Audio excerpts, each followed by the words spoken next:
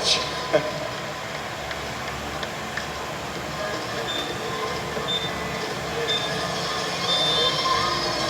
Samantha Pugh, all alone on the rowers. Easy to spot your leader at this, but so the job is easy. It's easy to spot her. She's the only one on the rowers there in lane number 6. The green top, green shorts, going at it. Again, we are not quite to the halfway point. That time to beat 13:41, definitely in the sights of Samantha Pugh. And as Kiki pointed out, it's not just this heat. We are 3 deep out of 6, so there's 3 more heats to go. These athletes want to put up a time, and this is tough for the following athletes. We're a little over 8 minutes in right now, halfway to that time cap of 16.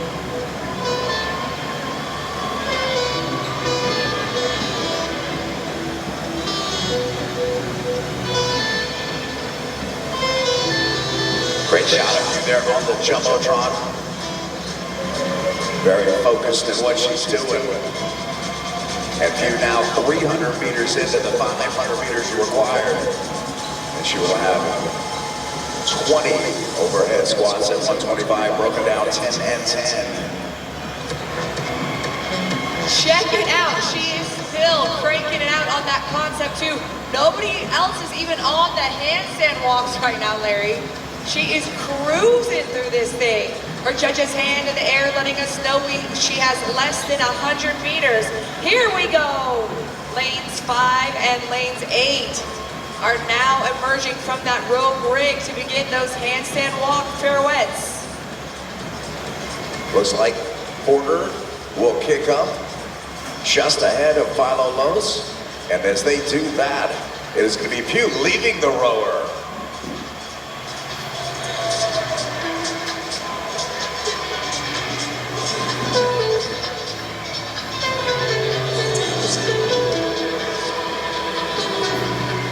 Pugh going to work, chipping away at her first 10 on those overhead squats. As she does that though, Lindsay Porter arriving at the rower at lane number 8. It's going to go 1 Pugh, 2 Porter, 3 Philo Los. Your next kick up on the handstand pirouettes. Check it out, ladies and gentlemen. Advancing to her last barbell here in lane number 6, Samantha Pugh at the 10-minute mark.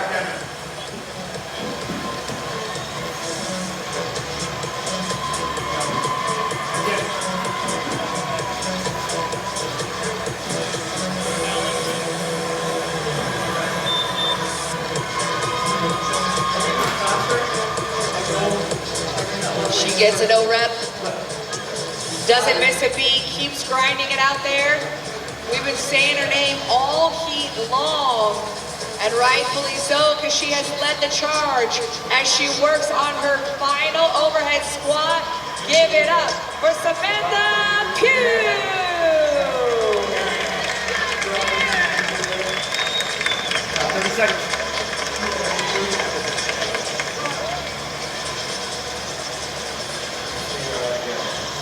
Pugh setting the new time to beat moving forward. Right around 10:45 unofficially. We'll get a solid time for you. Pew pew. 10. Lindsay Porter chipping away still at that 500-meter row there in lane number 8. Well past the 300-meter mark. Looking to join her. And Philo Los there, heading to the rower.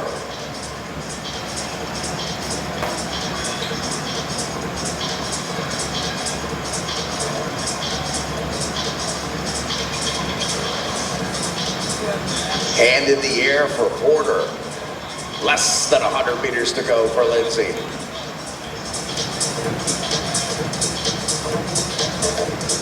Lane number 3, Katie out of Golden Boots CrossFit, looking to finish up her last pirouette.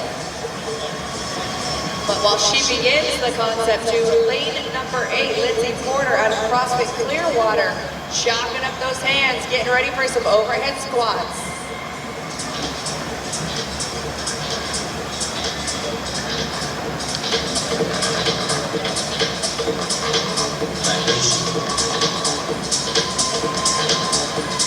And Porter digging in, working her way through that first 10. And in the air. Let's see, 7 reps deep of her total. For her to move on here in lane number 8. She'll dump that barbell, step it up. Final barbell in front of her as we approach 13 minutes on the clock. Lindsay Porter next up to cross that finishing line.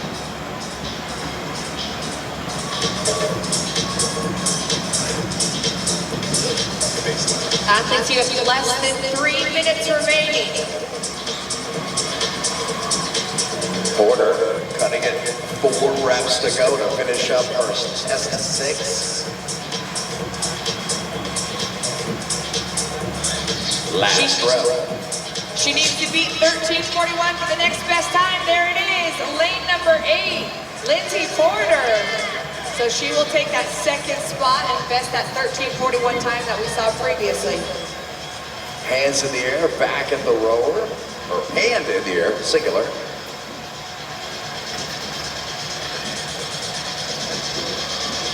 Paulos looking to finish up. Logan less than 100 meters to go there in lane number 5. And she'll come out of the rower. 20 seconds. Right around the 14-minute mark, so a little less than 2 minutes to go.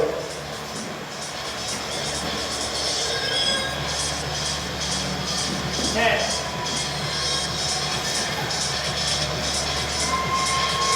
5.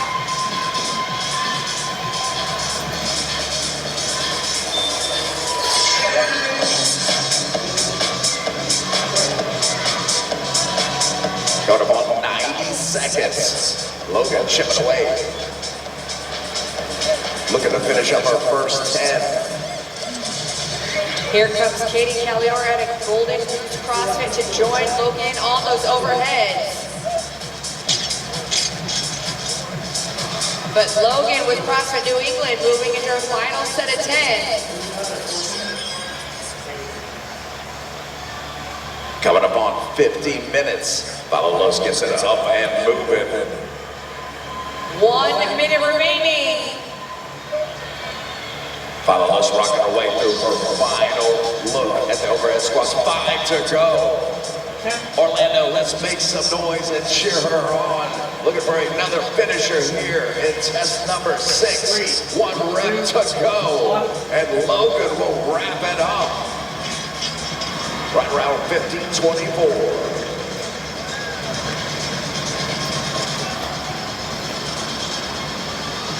Less than 30 seconds, athletes.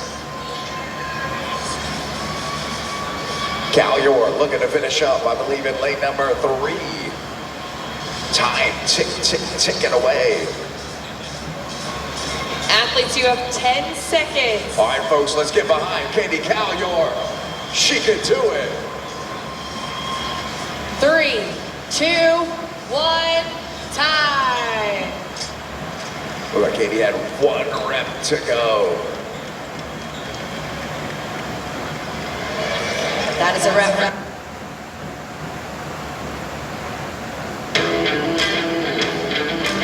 We are 2 tests away from sending 11 women to the 2023 Noble CrossFit Games.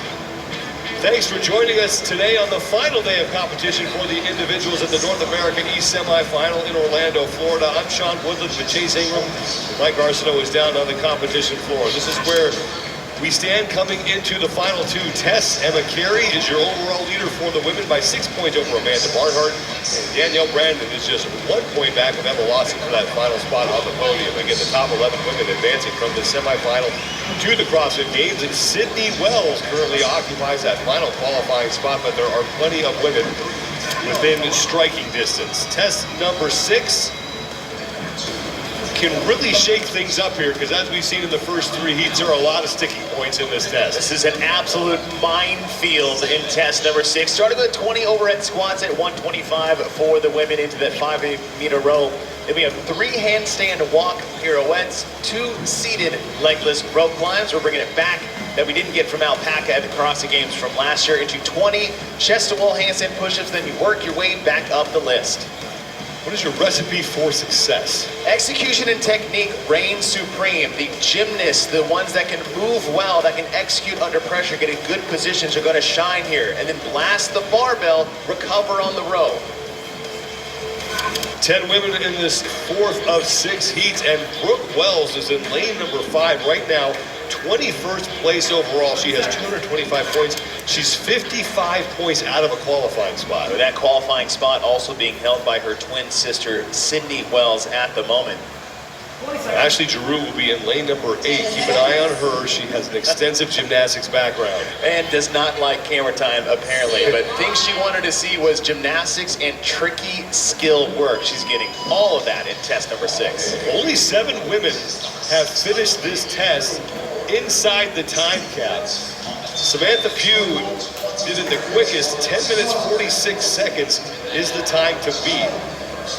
Only 12 women have gotten through the gymnastics portion of this test. And that's the biggest part of this test in test number 6. And rightly so. We've seen weightlifting, we've seen odd objects, we've seen heavy sled pulls. We've seen a lot of tests that favor or could favor a bigger, stronger athlete. This test is one for the gymnasts, the ones that have, and not necessarily gymnasts in particular, but the ones that have been working on these high-skill gymnastics.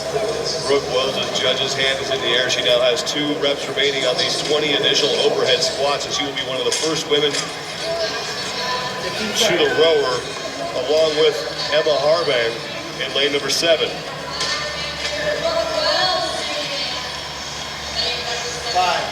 4, 3, And the thing for Brooke Wells is that, John, as you said, 55 points out of a qualifying position.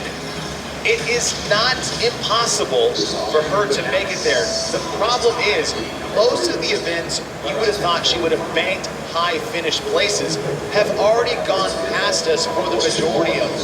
Today is a mixed bag for Brooke Wells. Not really known for her upper body pulling stamina and strength. Legless rope climb event from last year being an example of that, but also on the flip side, one of the best athletes we have in the sport when it comes to being inverted with handstand walks or handstand push-ups. So I'm very curious to see how Brooke Wells responds to this, because this is a tough test for her to get up inching closer to a qualifying spot. Brooke Wells is towards the front along with Emma Harbang, who's over in lane number 7. Harbang coming in 24th place overall with 203 total points, and she's 77 points out of a qualifying spot. This is her first year actually getting past quarterfinals, finding her way onto the semifinal competition floor. Background in Olympic lifting, part of the U.S. Warrior Fitness team actually back in 2021. Let's bring in Mike Arsenault down on the competition floor.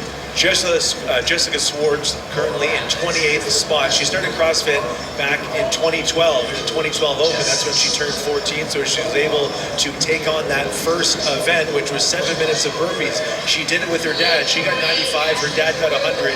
She did it every single day until the close of the first event to try and beat her dad. She didn't, but that competitive mindset was set very early, and here she is 13 years later, still competing, trying to book a spot to the CrossFit Games. 28th right now, but just that level of competition since she was an early teenager, and now she's in her mid-20s. It's wild we can say 13 years of experience, only being 25 years old. Okay.